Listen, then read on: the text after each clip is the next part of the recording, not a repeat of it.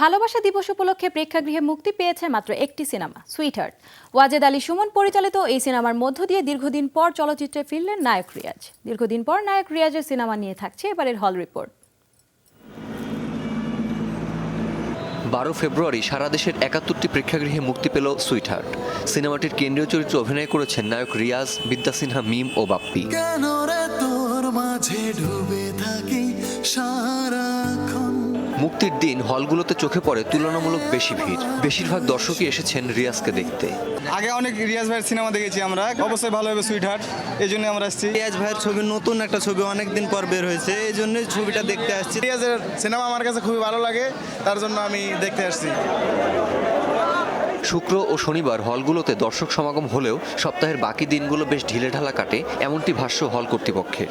শুক্রবারে মোটামুটি একটা সেল, সিনেমা হলে দর্শক সমাগম হয় এবং সেল থাকে।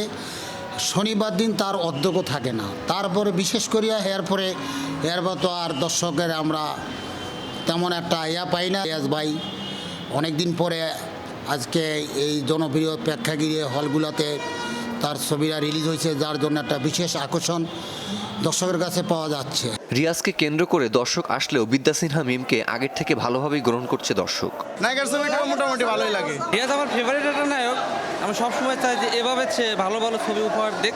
পুরো সপ্তাহ জুড়ে হলগুলোতে দর্শক থাকবে কিনা তা এখনো অজানা। তবে এই সময়ে হলগুলোতে দর্শক সমাগম বাংলা চলচ্চিত্রের জন্য সুদিনের হাতছানি। Kamrul Rifat, showbiz tonight.